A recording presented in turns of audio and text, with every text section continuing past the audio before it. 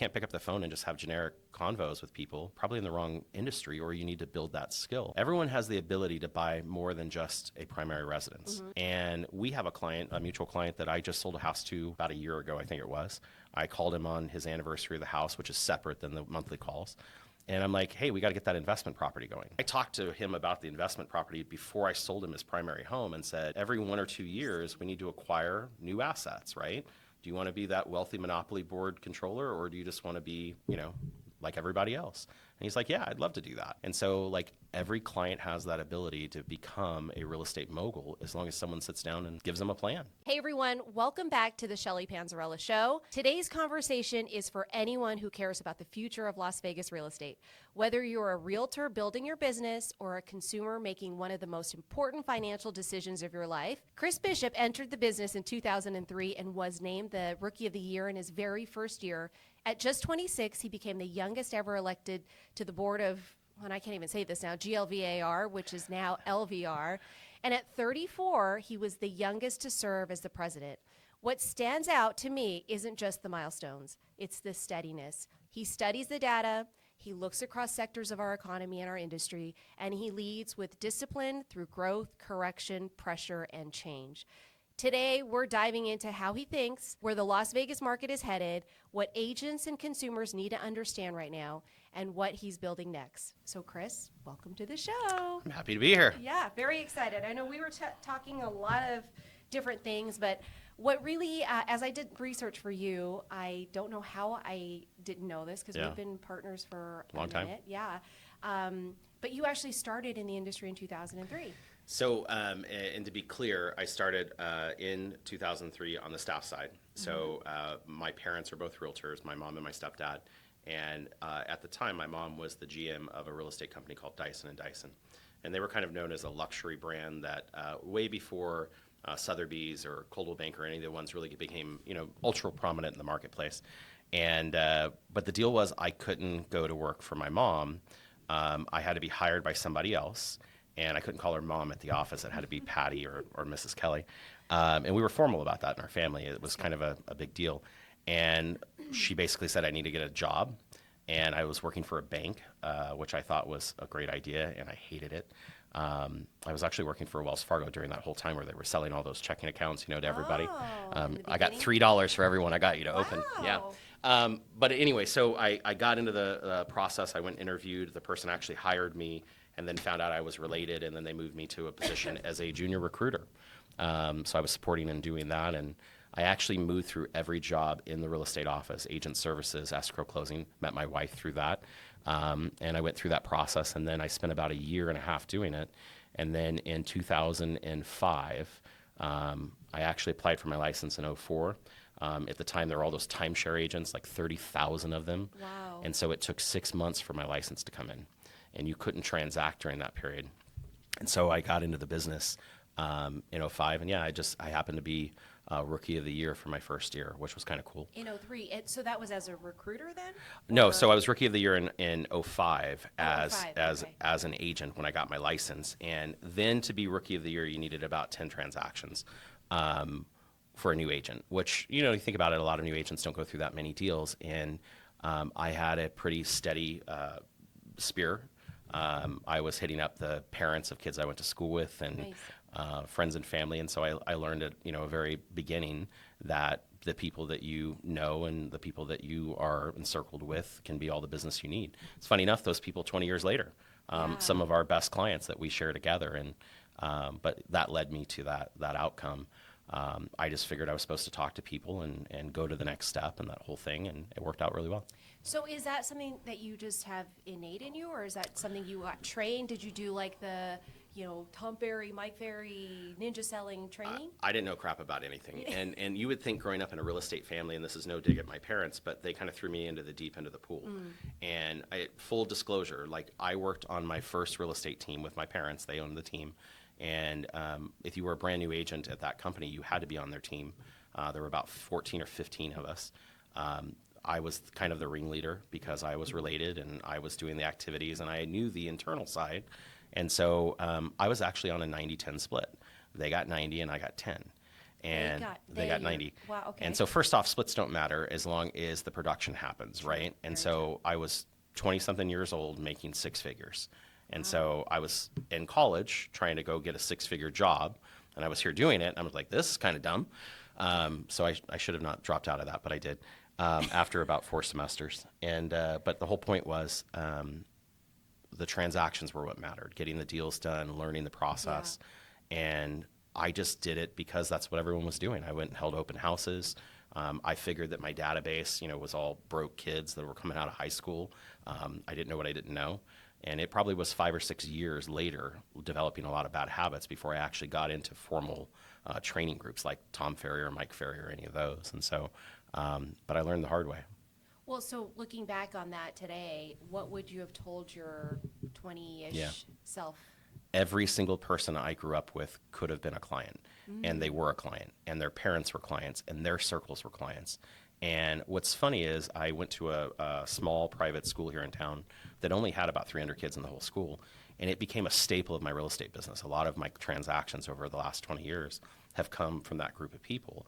And knowing what I know now, there's probably 4 real estate agents that are prominent agents that went to the same school. I could have been way more competitive against them if I would have worked it like a database in the very beginning. And I disqualified a lot of people.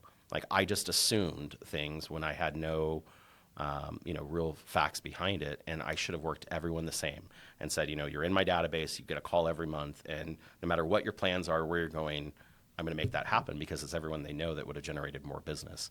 I found that out later, but I would have done that differently in the beginning. Well, I think for most of our newer agents, just because I see them on the other side too, and even our loan officers, the hardest thing for them is to call their database because they feel like they're so brand new and they're like, well, I don't want to mess up to my aunt or uncle, you know? And so what would you say to somebody who has that type of mentality? It's a phobia. Like, it's like being scared of anything else. I'm afraid of heights. I'm afraid of spiders.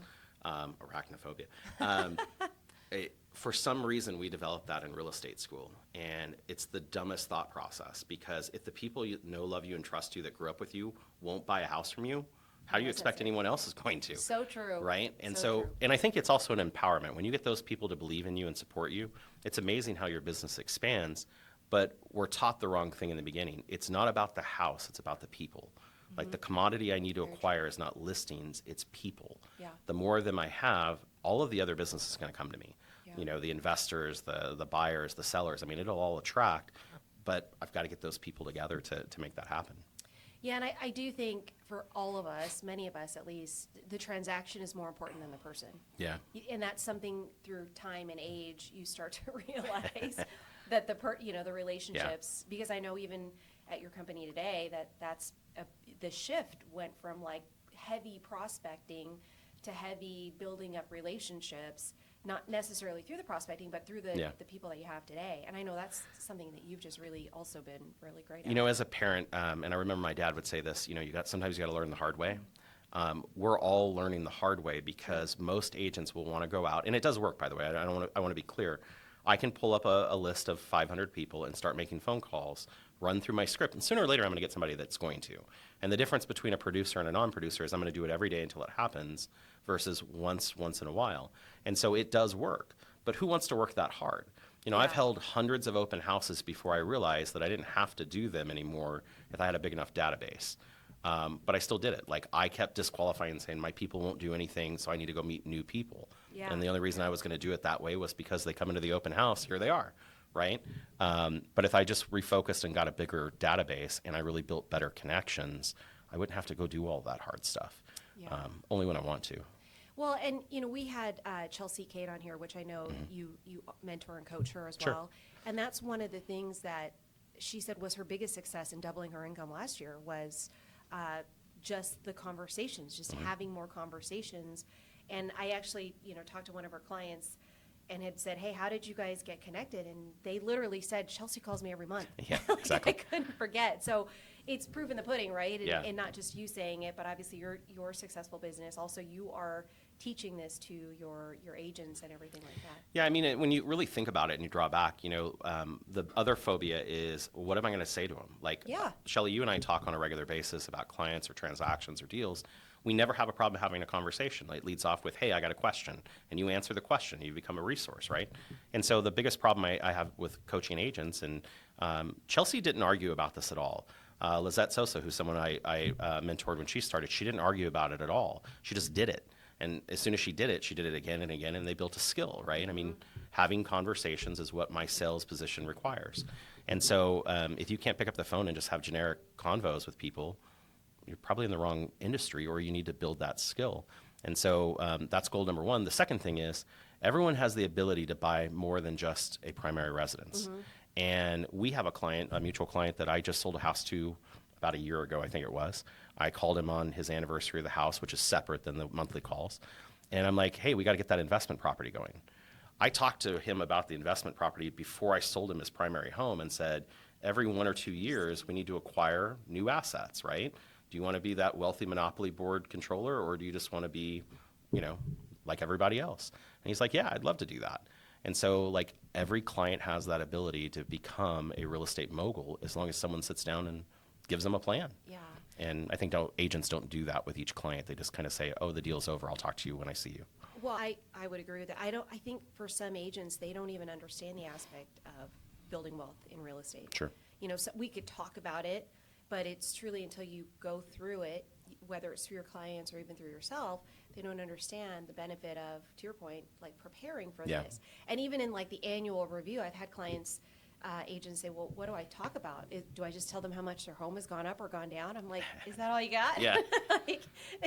What would it's funny because every month, CRMs for some agents are where their client relationships go to die, not to be fostered. So true, yeah. And it's because they eliminate the personality aspect of, I tell a lot of my agents that they're the commodity, right? You and your ability to connect with people and the things you say and the personal caring factor that you have with these people is huge.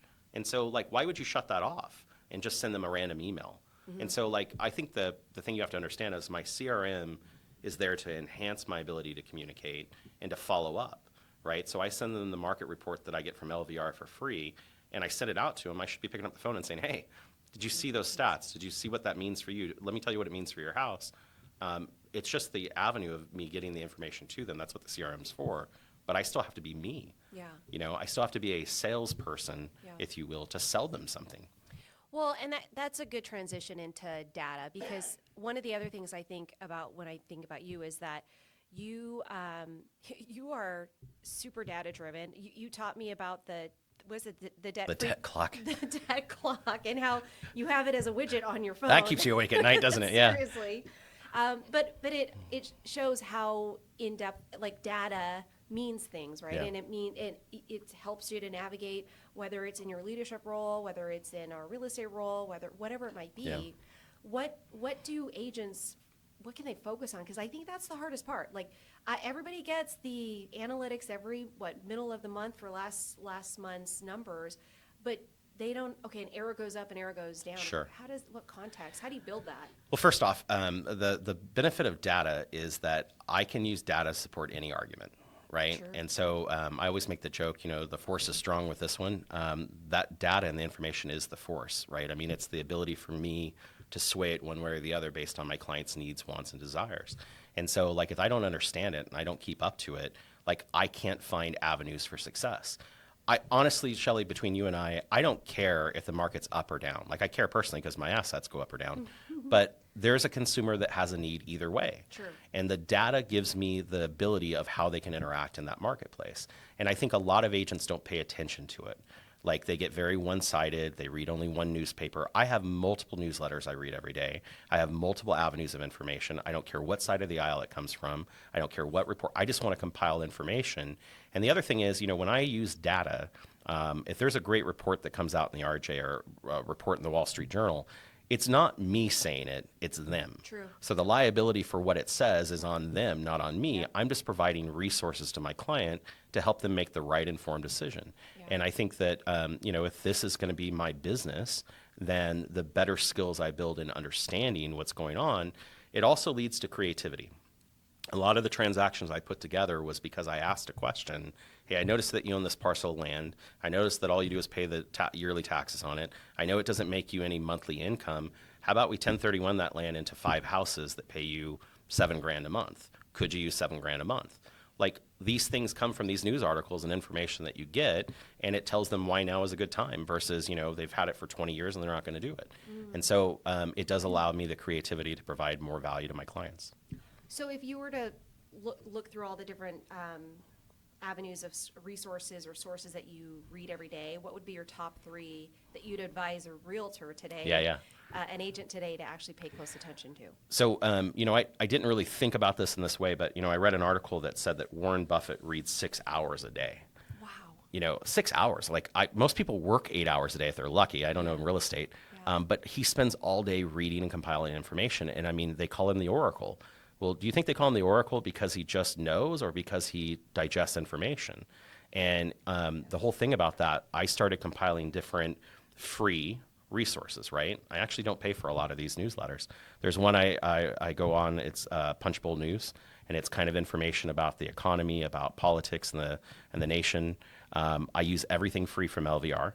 So the LVR stats, the applied analysis reports that are in there. I mean, like, you have Brian Gordon, Jeremy Aguero, who are 2 of the best economists in the state of Nevada, that are providing resources through LVR on every analytical data spot that you can look at. I read every report, every market stat they put out. I go in and play with the widgets that are on there and see what it's doing on in other places in the country.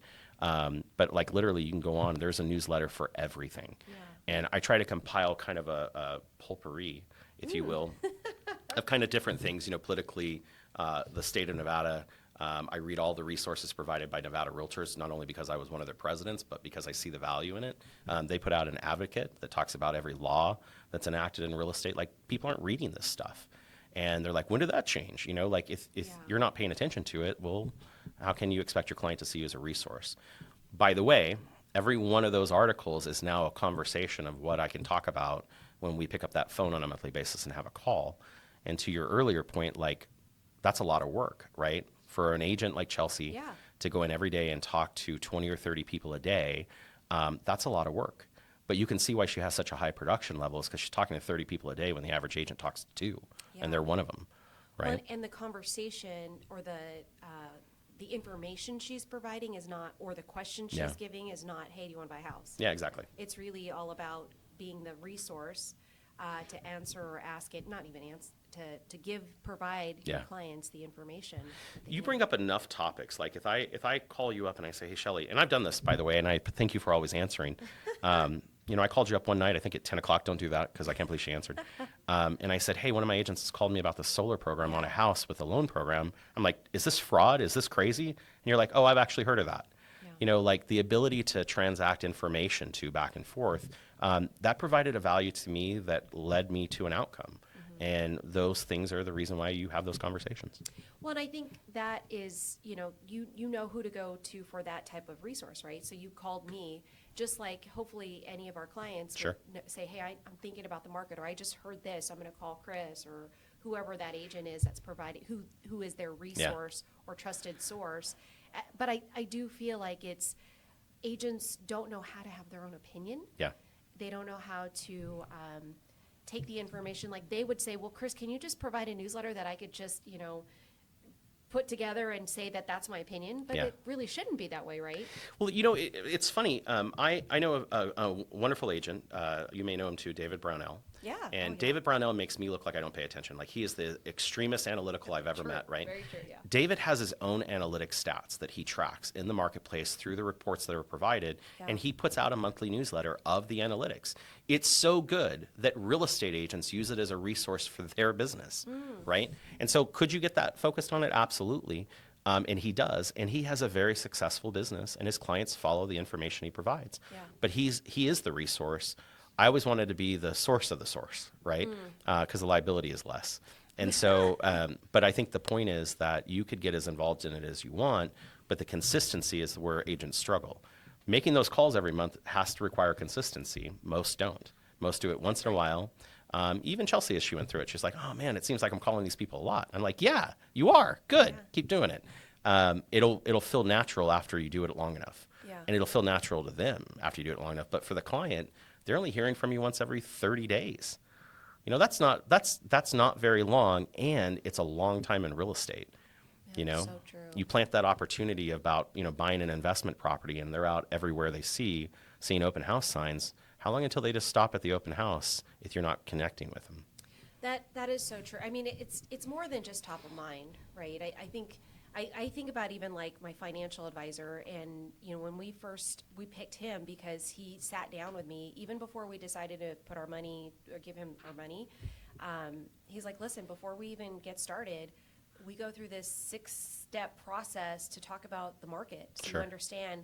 Like, I learned more about stocks, bonds, ETFs, all that stuff, and I'm like, I just want to know, should I do my 401k? Or what should I do? Yeah. And then, so once we decided to move forward with him, we did, because he obviously is an advisor. Yeah. He calls us every 3 months, like, hey, I just need to give you an update on the market. And I'm like, are we doing anything with our money? Like, what's going on? And Yeah. it's solely just to give me, context around, you might have seen this, you might have heard this. Yeah. Here's what we're doing with your money. Here's what's happening with your growth. I would not normally do that. Then there's times where, actually, I thought that was pretty cool. My daughter was turning 15, or she was 15 and a half, and he's like, hey, she's going to turn 16 in the next 6 months. What are you guys doing to prepare for that? Yeah. And I'm like, what should we do to prepare for that? Like, what do we do? And so he led us down that path. My point in saying that is, we think of like our doctors, we think of our financial Sure. advisors at such a different level. Yeah. We go through the biggest transactions of their life, We do. and we don't honor it in that way. Yeah. You know what I mean? It's funny you say that, because I've always looked at it, like an hour of trust. Those conversations are trust building, right? An hour of trust is a lifetime of income. By having those little conversations over and over and over, you're building a lifetime of income from these clients. Yeah. And it's funny, I actually switched to a doctor that spends 30 or 40 minutes with me on every appointment, and the trust factor is unbelievable. Like, he could tell me almost anything, and I'd believe it, because he spends time every single month or every time I have an appointment building that information so that I understand exactly what's going on. Yeah. That's an informed decision consumer. That's right. Right? And so that's what, we're all supposed to be doing. But to your point of the financial planner, I find it ironic that they send you a bill every month for more money and you pay it. Yeah. And yet in Yes. real estate, like, we don't have a monthly statement. Like, you bought Yeah. this large financial asset. I know very few real estate agents that use a service that actually updates clients on the value of the asset they paid for.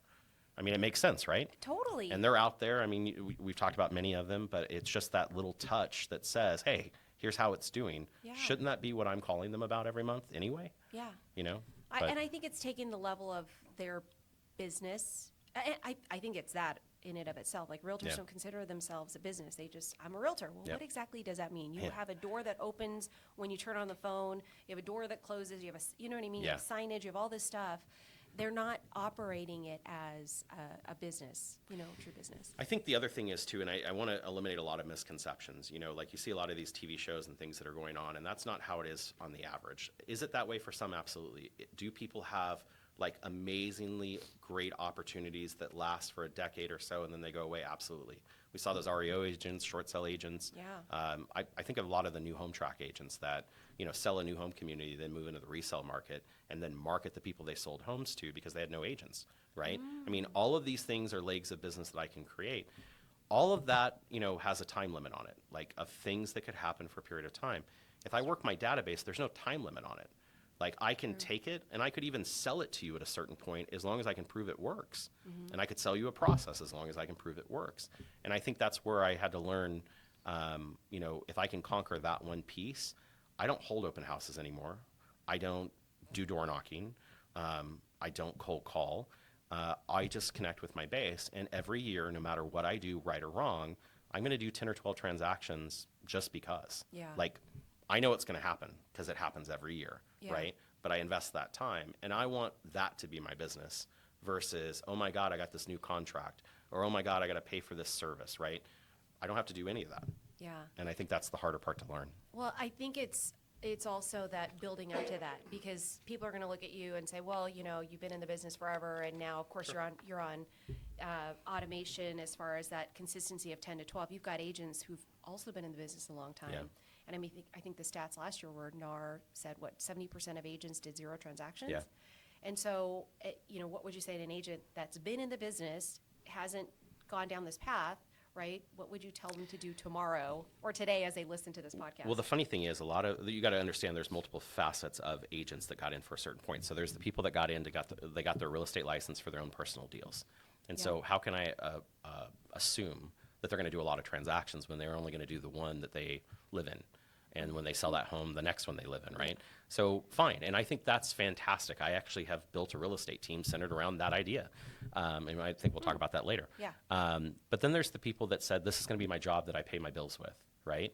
And what are they doing all day? That's what you got to kind of wonder, right? They're sitting in their office waiting for someone to walk in the door because they saw that happen on TV, and that's not how it happens. And so in those instances, they got to create the opportunity. And I think a lot of their spouses, like, my wife's in the business, and I had to explain to her how I generate deals because she was under a conception that it just happened.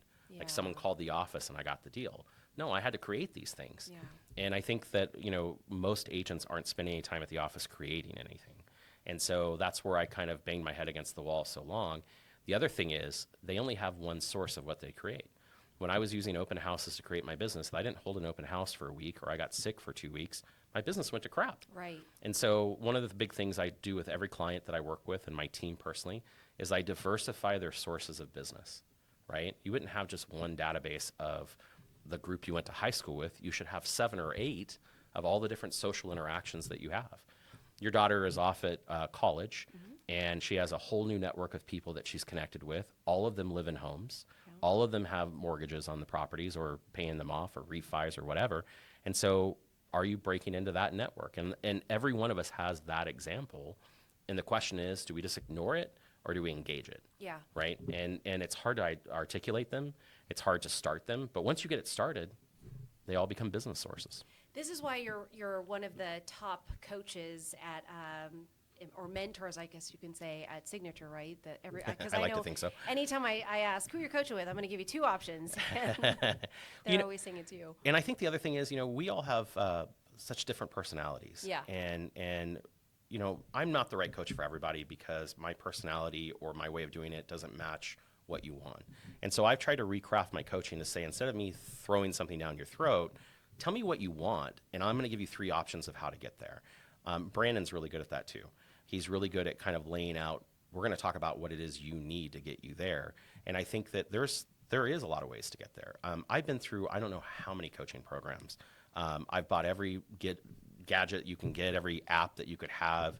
I wasted a lot lot of money. Invested is what they call No, it. I wasted. I literally should have burned it in my front yard Oh, because the core thing that I was supposed to do was interact with people. Oh, yeah. And I kept trying to use something else to do that for me. I always kind of laugh at the agents that say, well, someday I'm just not going to be president in my business anymore.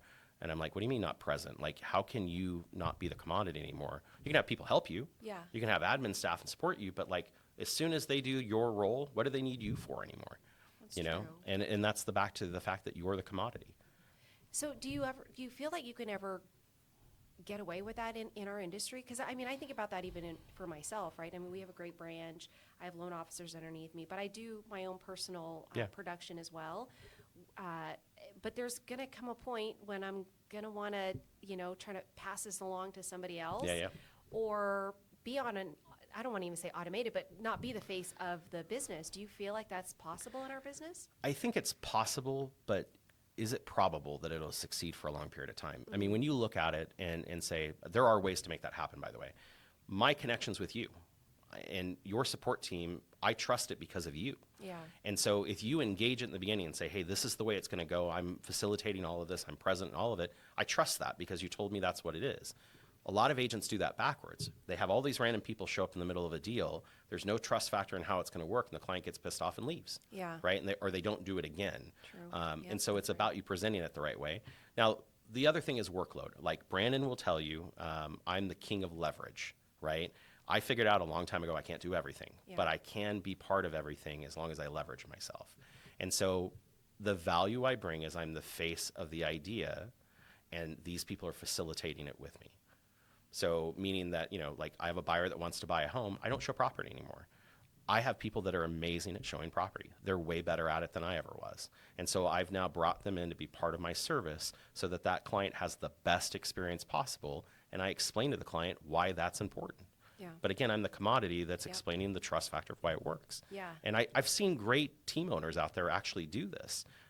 Many of them at other companies that are extremely successful with this avenue. But the idea that they would just go away doesn't make a whole lot of sense, because that's where all of that connection is. Now, my daughter says she wants nothing to do with real estate, right? I said the same thing, and look at me now. But the whole point was, I could bring her into the business. I could work my client base along with her, build up the trust factor between my clients and her, Yeah. and then at some point step back. That is absolutely doable. It makes a lot of sense. And I trust that she's not going to just throw me in a home and forget about me, right? But I've seen a lot of teams not work out because that connection piece wasn't there. Right. And it broke down, and someone wasn't happy, and the team was over. Yeah. Well, I think that even goes to say when you sell the book of business, right? Yeah. That would be a difficult thing to do if you don't have the right transition. Correct. Into all of that. So you mentioned something, and I want to kind of touch base on this, because I know you started off full production, sole production, and then you went into being a branch manager, I guess they call it, at another real estate company, one of the top real estate companies here in Vegas, and now you're, top 5 real estate, or top 3 real estate companies now, and you're the general manager. Yeah. In addition to what we'll talk about next of what you're looking to do, how do you do that? Like, what does that look like for you on a daily basis, being the GM of Signature Real Estate Group? Again, it comes back to the word leverage, right? Okay. And so I looked at it very differently than a lot of people do. So when I got into management, I was a producing agent. My entire family income came from real estate. And I think that's a big difference, right? A lot of real estate families have stable income from someone who's fully employed, and then someone who's a real estate agent. And then there are real estate agent families where they're completely stuck on transactional income. And so my family was based on transactional income. And so I had to be out there every day making it happen.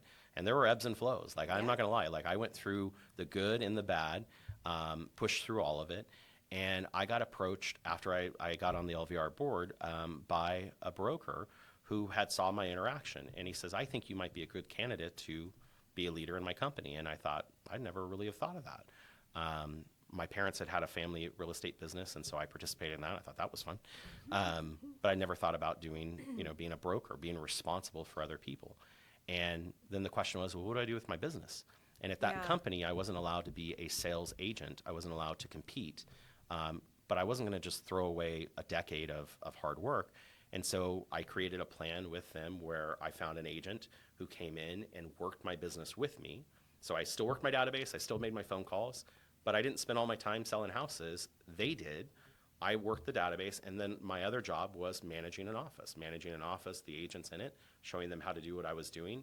And I was pretty excited to say I took an office that was a fantastic office, and we blew away the numbers. And it was because of the connection point and the interaction and everyone working together to do that. And so I got very used to it. I got very used to the leverage aspect of I don't have to do everything for everybody. I can say no to things and find a better process. And so I started that. And not only did I get into the management side, I'm also now a producing agent, but I also do commercial. I do property management. But I don't do all of this stuff one-on-one myself. Yeah. I have great support systems that took forever to find trusted people that are good at what they do. And I just kept leveraging where I could. And one thing led to another, and then everything is where it is. Now, does everything work perfectly? No. But I spend time every single day perfecting it. Yeah. And what I've noticed is that some of these things run on their own very well, and I'm very pleased with what they are, and it allows me to do a lot of things that I never thought I could do, but it doesn't happen in a night. Yeah. The support system is so important. Having the people with vision along with you, having people that want you to grow, and having a network behind you, my family. Now I get to work with my parents the other way around. They work with me this time. Yeah. And it's cool. Circle of life, so to speak, right? Well, as a general manager, what are you seeing today from your agents in your company? Like, what are you seeing?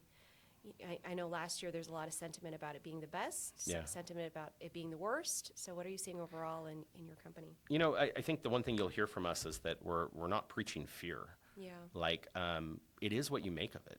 Like, every year there's going to be 20 to 40,000 transactions, which are 40 to 80,000 sides, and someone's going to get a piece of it. It's a question, it's going to be you or somebody else.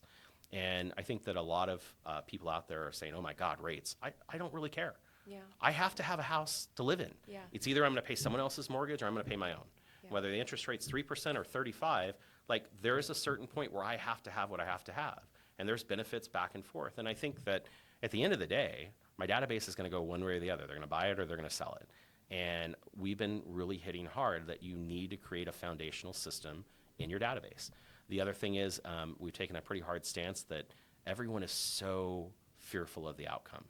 Stop being so afraid of what will happen.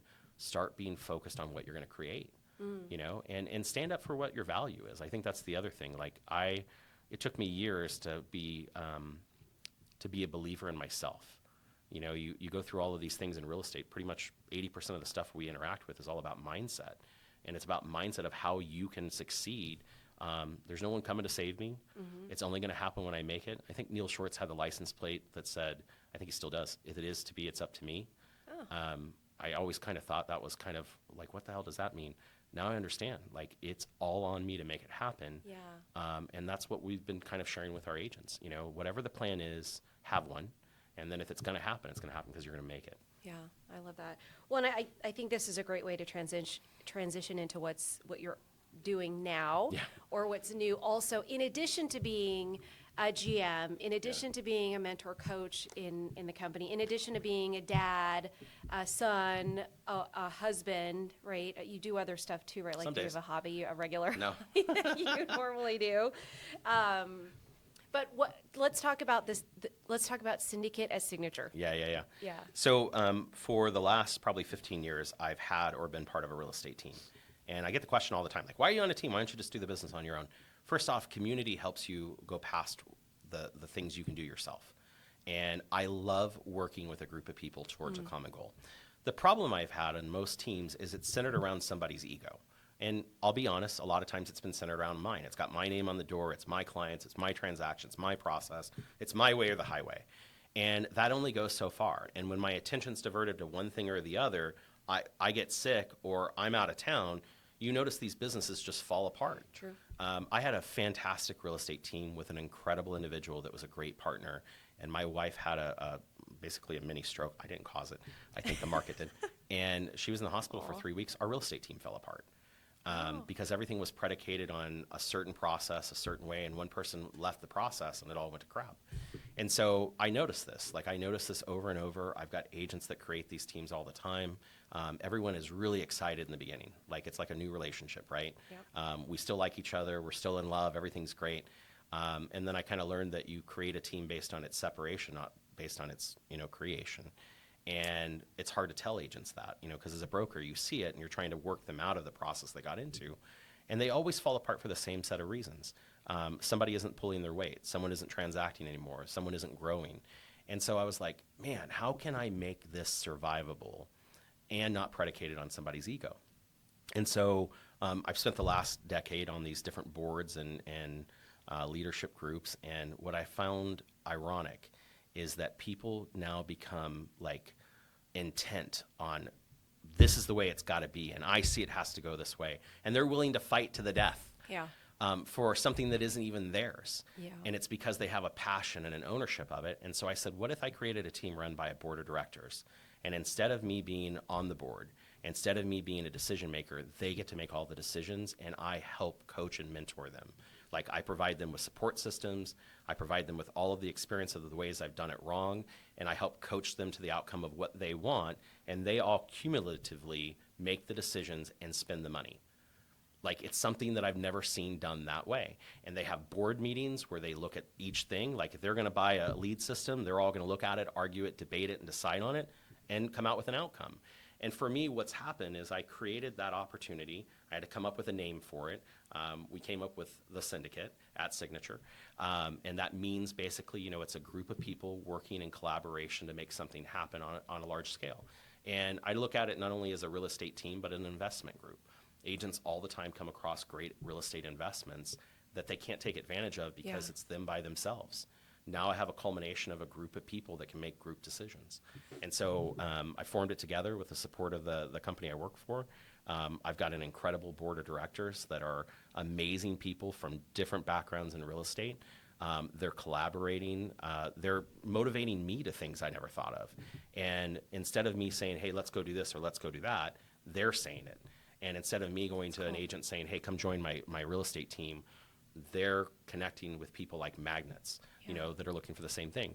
And then I kind of had to identify what's the sweet spot, right? And so there's a huge group of our industry that are part-time agents that do 1 or 2 deals a year that struggle to do the deal correctly. They struggle because they need more support. They struggle because they don't stay up to date on the contracts or the info or the things that are happening. They struggle to find the clients. And so I've created an avenue where they can plug right in, have as much or as little business as they want on as large or a little scale as they need, and they're going to receive a large chunk of the dollars versus giving it all away to somebody else. And then I've created a training system that provides all the things that I've talked about here today to a brand new agent to have a commitment that someone's going to shove me through to be successful. And it's not one guy or one gal, it's a group. They're all accountable for me being successful. And so I built it on that basis. So I know when we spoke about it a few months, when it was kind of in conception, yeah. The way that you labeled it, because I'm sure 75% of the people listening to this, my mom and my husband, and yeah, my mom, and your mom, so maybe 90% have watched the show Suits. Yeah. So when you spoke about it in that fashion, I was like, it immediately clicked for me. Yeah, it yeah. is so different though in the real estate industry, and I think even for you, talking about being a new agent coming in, looking for this mentorship. When you initially spoke about it, or speaking about it now, you talk about like these board of directors, but really the board of directors are there to help guide and lead your mentors, right? So the Suits context. Yeah. Brandon and I both love that show. Yeah, me too. And we were commenting on the fact that when you look at these law firms, they have levels. Like if you get a license and you pass the bar, it doesn't mean you get to come in and get the top client. But in our industry, everyone thinks that that's how it happens in a real estate office. And you kind of go through that entry level and you learn the basics and you learn how to create clients and you learn how the process works. And then you get to move to a junior level and maybe you get an office finally instead of a cubicle. And then you kind of learn more and you build your book of business and you get some people together and then you become a senior member. And when you become a senior member, you're looked at as someone who is a resource and someone who's creating something. And then if you do good enough, you can buy in, buy in to be a partner, right? So we base the foundation of that real estate team, the Syndicate, around the same idea that you have to earn your way through the levels. And I think there's a lot of unfairness in some real estate teams where I'm friends with the owner or I'm a person that knows somebody so I get a better deal and everyone else has to start at the bottom. And so we wanted to make it fair for everybody. You're a brand new agent, you got to go through a series of deals done correctly, and they have to be done a certain way to know that you're doing it right. And you have to have, from my point of this and my boards, you have to have a working database. Like you have to understand from the very beginning, not 10 years later when it's not successful, right? And so we've instituted these thresholds you have to move through to hit the next level. And the nice thing about it is, like, when they get there, they earned it. Like they can say I earned it, and I'll be honest, like most new agents come into the business, they do 1 or 2 deals, luckily, maybe in the course of a year. My goal is to push 10 to 12 for an average new agent. Okay. And it's not about me giving them a lead system, it's about me giving them a foundation. Like, did you know that if you call this group of people, you can generate all those deals yourself instead of be beholden to me for some lead? Well, you mentioned working database, and tell me what that means, because for me, that's like, hey, pull up your phone and tell me how many contacts you have on your phone. That's your working database. Funny enough, all of us have, like, if we pulled up our phones together and I said, Shelly, pick 100 and I'll pick 100, we probably aren't going to have the same 100. Oh, true. But you have a group of people in your phone that you have contact info for that have some connection point with you. The question is, are you going to call them now or 10 years after you've been in the business? And most agents are going to wait the 10 years and find a bunch of new people they've never talked to. Yeah. It's the dumbest thing I've ever heard of when it came to sales, right? So I pull out that phone, I pull out my Palm Pilot that I had for 20 years, I pull out my computer. I pull out all of those things and I compile a list of people and I start at the beginning and I start building the relationship. It needs to happen in the first 30 days of my business, not down the road after I've done 5 or 6 deals. Because everyone gets so fixated on, oh my God, what happens if they say yes? Well, I've already answered that question. You don't have to worry about it. I'll take care of the yes. I just need you to get on the phone and talk to somebody you know, right? And so a lot of the times when I sit with a new agent, the hardest struggle they have is to pull out their phone and pinpoint somebody in it and make the phone call. Yeah, we talked about that earlier, right? Yeah. That's how you built your whole business. And was just. isn't that pretty simple? It is. I do know, like, for myself personally, that was the hardest part for me. Yeah. Was like, I'm not going to mess up calling my aunt asking her for business. Yeah. You know. But like, the simplest thing would be to pull out the phone and dial, because you know she'll answer. Yeah. Oh, You know she'll be polite and loving and say entertain the Yeah. conversation. And then when you bring up the question and say, hey, are you thinking about buying a house this year? And she says, I don't know, I haven't thought about it.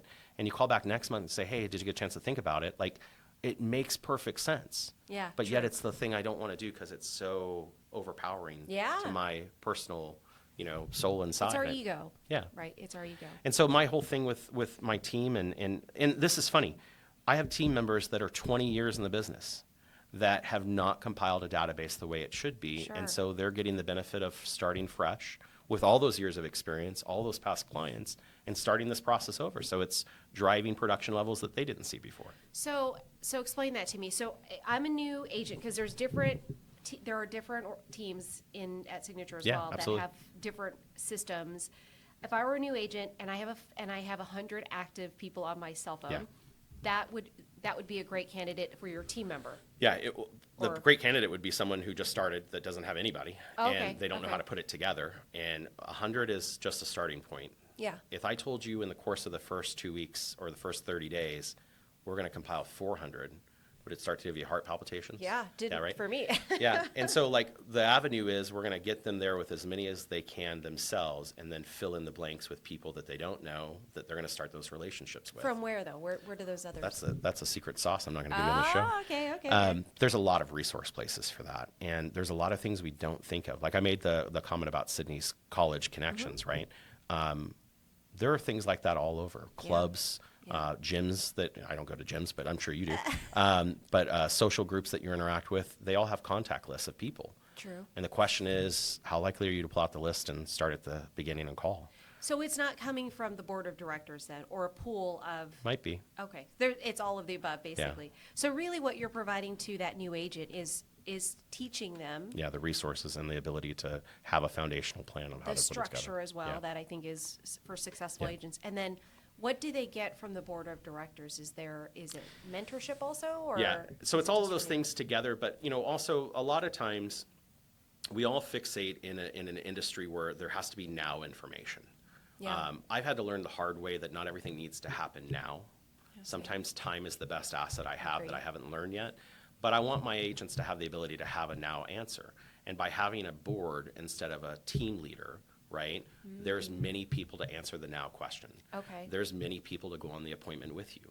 There's many people to Love it. handle the appointment for you, Yeah. right, that are seasoned, experienced agents that because they go, you might actually see a higher basis that they retain, and you might get the deal where you might not have gotten it yourself. yeah. The other thing is there are so many different types of transactions, different backgrounds in the industry, different focal, minuscule points of it. There's not a piece of it you could touch that I don't have someone that's participated in. And so by having that group, there isn't a transaction we couldn't facilitate. I love that. So if I were a producing agent today, Yep. would I look at the role of a junior, a board of director? What would that, The- do you have qualifications to get in? Yeah, absolutely. So the downside for a producing agent right now would be you'd have to start kind of in the bottom and work your way through it. The difference would be you could Okay. probably work through it pretty quickly. The value, and this is the cool part, the value is you'll retain a part of the profits of the team. Okay. Okay, not shares of stock. I mean actual dollars. Like the team is deciding where the money goes, right? The directors decide on transparency around all of that, They get to right? see it all. They get to see the books. There's no money held. There's no salaries paid. They're deciding on each of these products, and at the end of the year, there's a profit. Hopefully, knock on wood. And as you work through those levels, you can buy into different levels of the profit. Like you've earned that right to get it. And so, you think about, and you're an agent that's out there. What are you really getting back for all of these different programs you're in? And some of them require that you get vested. Like you have to be there 6-7 years before you can have access to the money that they gave you, right? yeah, yeah. Or someone else that you can't control is spending money that could have been your profit. And so by having this whole network that way, they're making real change on their own and they can hit that elevation. And so at the end of it, it's like being an owner, but you have to still participate. Like you Yeah. can't just, You still have to produce. you still have to be part of it. Yeah. So your board of directors also have like a baseline production level Yep. and things like that. And I effort think that they put people in? mistake production as the only value. It's not. It's about mentorship. It's about Yeah. acquiring people, great experience. Like if one of my directors goes out and grabs a great agent that makes a huge difference to the company, like that made value for everybody. And so there's so many little facets of leverage that they could utilize to make that difference to the group. So how new is the group? I know we talked Literally about it, in like, the end of- first 3 months. Like we started okay. the end of last year. So now it's February. I think Yeah. they've already booked about 15 million in sales in that short Wow. period of time and closed sales. That's board of director and team member. Yeah, Okay, and great. they've got quite a bit of things going on. Yeah. I participate just like a team member. Like I participate exactly how they do. There's no benefits or difference in that level. Are And you so, a board of director then? Or No, are you? they get to make decisions and spend the money. I'm just participating. Wait. So you're not part of the board of, No. you just created this. I'm like their staff liaison. Like I'm the person that they give an order to and say, hey, we want to have this goal. Can you help facilitate it? And I act in that capacity. Like I said, I mirrored it just That's like interesting. the association. They have a board of directors that makes Yeah. the decision, and they have a CEO that handles the day-to-day operations. My goal is day-to-day operations. So, So you're the CEO of the. if they give me that title, they haven't done Okay. it yet. But yeah, Needs to go to the board. yeah, it needs to go to the For board. approval. But yeah, I kind of handle the legwork of getting their vision and their things through Love that. and facilitate that part. But I don't have any voting power. So all of your production that you do then, that's part of the syndicate still? It's all as a contributed team to that. member? What would be the con on this type of Yeah, a yeah, yeah. setup, right? At the end of the day, I know, based on the group of people I've assembled, that there is going to be a profit, and I receive part of that profit share Okay. as the shareholder. Like I'm the creating body that created it. Okay. But you're not going to see my name on any of the items. Like Yeah. I'm participating just like them. And so the cool part is I've given up all of the ego pieces that a team owner has so that it can grow without my thumb on everything that's there. Yeah. And love it's that. amazing how it's already kind of, I don't want to say gotten away from me, but like a brush fire, like great things are happening that I never would have thought of. Well, and I think that's the hard part about our community or the industry is that we just want to be in this closed little bubble, but there's so much more that we can create Yeah. when we have other people, other perspectives, different views, all of that makes it faster. Like we Yeah. just can get everything done even faster. So what do you think that when you become the trailblazer in this, what do you think is going to happen with other teams? You think that a lot of people will either come to you or you think Yeah. they're going to start to create these types of, I or sorry, think there's the opportunities are always kind of been there, but it would require a lot. And I'm not saying I'm that great of a person. There's other setups that require an individual plug into a certain system Sure. that they operate themselves, but it still requires that person be the center of it all. Mine is the opposite. Like I'm not the center of it all. Yeah. I'm a pretty big part. Like let's not get it wrong. I am a big part. I participate, and I'm driving them to do these things because there's a huge benefit for me at the end of the day. But like it's not because my name's all over everything. Right. And so I think by removing the ego piece of it, that's going to be the hardest part for most people to want to do. They want their name in lights. I see what you're They saying. want their name Yeah. on the deal. I'm only participating at the level they're going to let me. And so, do I have some rights and back stops and things? Absolutely. Like I'm not an idiot. Yeah. But all of it's predicated on their buy-in of, is this a good plan? Yeah. Does this work for them? Is this going to build growth and profit? Because if there's no money at the end of the year, this is all a waste of everyone's time.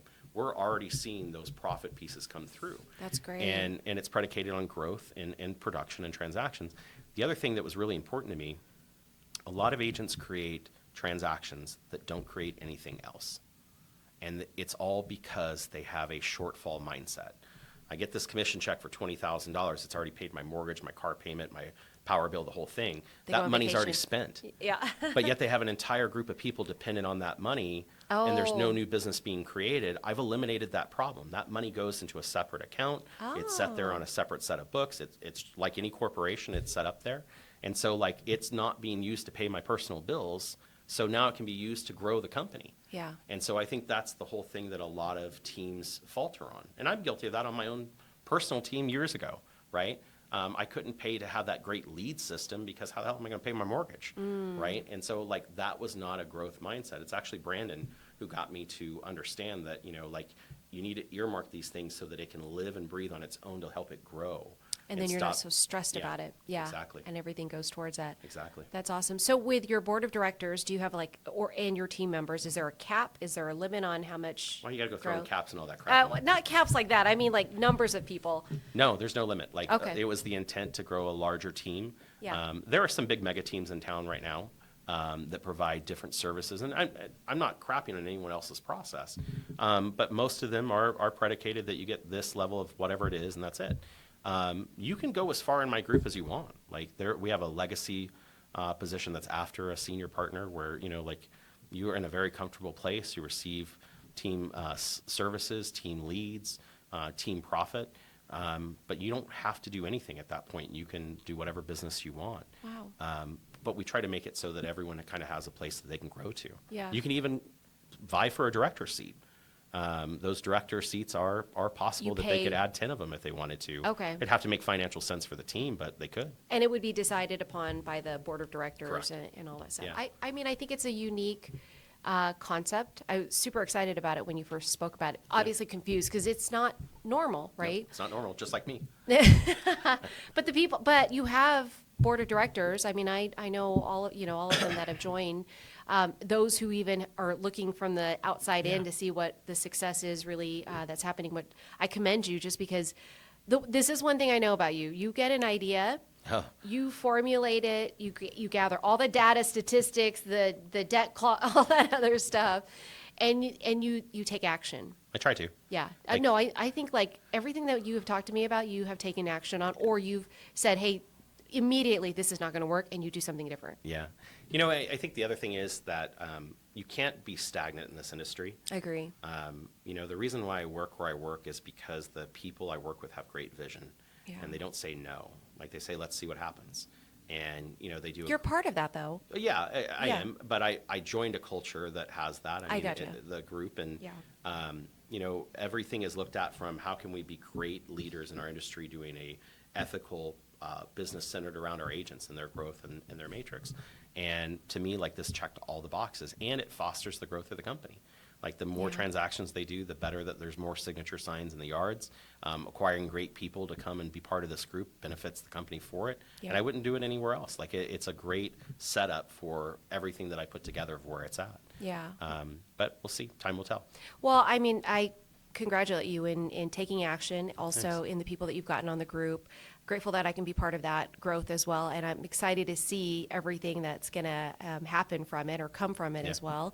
Obviously, we'll give the plug for how to connect with you, but this is definitely something I wanted to give exposure to because it is, one, so unique, but I Yeah. also do think it's so needed as well Sure. that you could thrive very well in this type of a setup. And I didn't build it for everybody. I want to be clear about Sure. that. Like, if you're doing a great, substantial business, you're happy with what you're doing, your systems are great the way you have them, I'm not the answer for you. But if you're, like, floating out there and you're like, I don't really know why I'm doing what I'm doing, it might be the right thing to check out to kind of ground you and find out the right thing. And I would say that's probably 60% of just people in our industry, just being able to see everybody out there, inclusive of myself. Like, I want to be in an environment where I am around people. We talk about masterminds, Yeah. communities, and to have that element where you're not just around them, but you guys are really Yeah. growing in the same direction. Very different from a team because, is. to your point, you're making these types of decisions, but Yeah. you also have the ability to ask other people, the 4 or 5 board of directors, and take their advice and not lack of advice or whatever it might be to grow and move forward. My whole thing about this was everyone is so you can't. Like, that seems So to be true. the first option Yes. for everyone is no, you Yeah. can't. And I never wanted to be the person that said you can't. How could we make it work? As long as it's legal, as long as it's ethical, and as long as it doesn't harm the consumer or the agent, why can't we figure it out? And to me, like, this was like, why can't we do this? Why couldn't we have a culmination effect? Why can't we split these things up and make it valuable for everybody? Why can't you get value from a team you're part of? Why can't you get those dollars Yeah. at the end of the day? And why is it so difficult? Let's make it a process that makes sense and it's fair. Well, and long term, I mean, what do you think this is going to do for the industry? Like most law firms today are huge conglomerate law firms, right? Yeah. Do you think that would be the vision that you'd set? I think the thing that I put on the table was I'm not going to put any limits on what we can do to strategically grow. Yeah, good. I don't care where in the industry we go. I don't care what processes we go through. But here's the 50 ideas that I didn't tell Shelly about. Which ones make sense for the syndicate to jump into? Yeah, one of the ones that I talked about earlier was just flipping houses, right? Like I don't feel comfortable, even though I've got 20 years experience, to just jump out and flip a house by myself. I don't know what I don't know. But in a group of 12 or 15 people that have done it in different ways and the whole thing, I'd feel really comfortable. Yeah, And I would the too. reason why most people wouldn't do it is because, well, I'm giving up all this money. Well, I'd rather have something, a percentage of something that's profit Yep. than to go in the whole 100 grand. Yeah. Right? And so I think that I'm looking at more of those strategic partnerships That's great. to make that difference. Another one that we've talked about is referrals out of state. Like I have a lot of friends out of state. And when I looked at the syndicate, it was about the opportunity of using everyone's contacts out of state to generate business for our group and to market it that way. It was something that I haven't seen done that way. Yeah, well, and that comes from all of your connections in LVR, Crazy. NAR, Yeah. your NVAR. Yeah. So I do wish you a ton of success on that. Thank I know we're running out of time, but I want to make sure, because I know you are very much involved. I know you're not as involved as you used to be as far as the board and all that, but I know how passionate you are about the Las Vegas market, and Yeah. I wanted to save this to the end. I want to know what your thoughts are about Vegas and what our market's going to look like based on the data and everything that you've been reading up on. So first off, I think that you have to be, you have to think differently about Las Vegas than most market areas. There's something special in Las Vegas that you don't see in many cities. And I think it's the creativity of the growth pattern of what we've started as and what we're at now. I mean, 10 years ago, sports teams weren't even considered in Las Vegas. So and true. now it's a staple. Yeah. Like it's the place you come to for sports. Everyone only talked about water, right? And you think about it, we're the largest conservation area in the country for conserving water. And we're doing even more to make that difference. And everyone I talk to, we've got 10 years banked in California. I don't even understand that, by the way. Yeah, Do they me carry too. it around in a bag? You haven't read up on this yet? Yeah, You're yeah, not I going to. have. But like when we think about those things, there are so many things happening in Southern Nevada, and then the attraction point of the state is very pro-business. And so a lot of people are coming here from other marketplaces that are not pro-business. We've been talking about the billionaire tax going on in California and different places, bringing these people to make major financial changes to come here to Southern Nevada. Now, I don't think other metro areas or marketplaces have all of those things ticking at the same time that we do. And so when you look at the market, I think the biggest thing that agents are going to struggle with is time on market has changed considerably. We're not selling homes in 3 days. We're not selling homes in 3 weeks. It may take 3 to 4 months. When I got into the industry in 05 and 06, it took at least 5 to 6 months for a home to sell. We were prepping for long marketing periods. We told clients that this is a process. Don't be ready to move tomorrow. We're not even going to look at houses yet until your home gets some activity. Most of the agents in the marketplace currently have never experienced that. And so they're going to go through a learning curve of, oh my God, I had no idea. We have definitely gone through that learning Yeah, curve. and it's also going to take their income difference from, oh my God, I've got deals closing every month right now, to, oh crap, 3 months just went by and now I got no escrows. Like they're going to have to build up inventory. There was a time I'd have 12, 13 listings going at a time just to hopefully sell one. Yeah. Because it hit its days on market. And so I think agents are going to experience that flux that they've never had before. Different than last year? Yeah, different than the other years, because even Okay. last year we were still seeing pretty steady things happen. Market sales have been down like historically the last 3 years. I mean, 2,500 to 2,000 sales Yeah. a month, 4,000 to 5,000 sides ain't a lot. But we're still seeing that same trend that 20% are making all the money, Right. and the other 80% are just bouncing along. And so I think you're going to have to see people that are going to make the decision of, where do I fit? Yeah. Is this right for me? Years ago, I would have said that most people are just going to continue on paying their dues, doing what they're doing, going through the whole thing. I think that we're seeing this flux of agents that are starting to actually retire. My parents are in their late 70s. They're still practicing real estate. They love what they do. I love working with them. But at some point, they're going to sell less. And there's an entire generation that's going to decide to sell less. And I think that this is the largest generation we've ever seen like that in our industry that are going to migrate in and out of the business. And so there's going to be opportunity. And that's going to happen over the next 5 to 6 years. And I think that that is going to be a massive difference. If you watch those stats and analytics that come from NAR, they talk about it a lot. just the process they're going to go through. And so that's all what agents are going to face. The marketplace, I think, is in a good place. I don't think it's a buyer's market. I don't think it's a seller's market. I think it's sitting right in the middle. Okay. I think everyone has opportunities. Rates aren't that crazy. I mean, I hear my mom talk about 13, 14%. Like I can't even imagine that. Yeah, no, me neither. So it really doesn't make 5, 6, or 7 sound that horrible. No. I heard a stat the other day that said that more people have a 6% above mortgage than the people that have 3% or below. Yeah. Right? So, I mean, like, we're already trending in that direction. And Yeah, so I so think true. that, the ones that are going to make all the money are the ones that are participating with their bases of people that are out there making it happen. Yeah. And that is what it is. And from a consumer standpoint, with everything that you've talked about, so you talked about the lock-in effect where you've got the 3%, the sellers who have the 3% interest rate. What would you say for them today in looking at ahead of what the market's going to be? So we make the joke about the debt clock on your phone, but the one thing I will tell you is there's a lot of debt in the marketplace. There are a lot of Yeah. people in credit card debt. They're in different types of scenarios. They're sending kids to college. They're having to figure out how to pay things off, and they've got this huge chunk of wealth sitting in their home. And there's a certain threshold where 3% ain't going to matter anymore because I got to have that money. And there's only so much I can do and so much debt I can put on my house.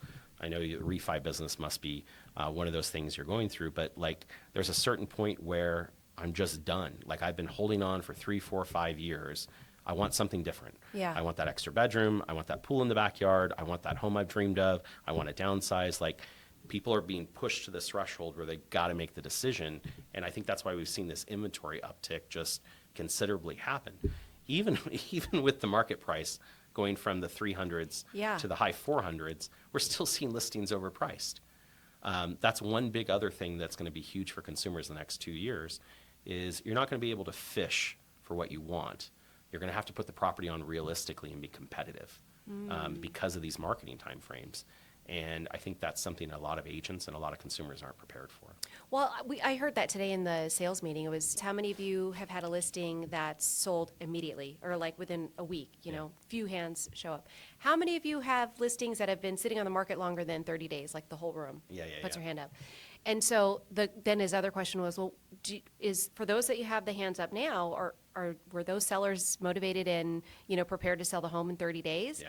And, everybody's like, no, whatever. And I think to your point, it's the perception, expectation, and understanding of what the market is. But for our agents as well and our sellers who are out there, like be realistic about it. If you need to sell your house, you want to sell your house, you got to price it correctly for the market, not for it to sit for what are average days on market right now? I mean, we're seeing, in a lot of communities, 90 to Yeah. 100 days.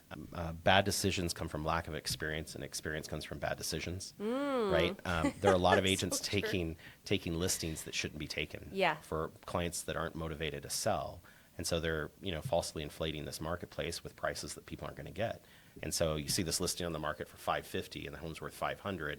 And now this other agent goes to list the home. They're like, oh, we'll go to $525, right? I mean, like, Yeah, there's this that's whole right. process going on where they shouldn't have been listed to begin with, or the conversation should have been different with the seller. I am going to tell you that marketing matters, and it always has, but the way you position a listing in a marketplace makes a massive difference.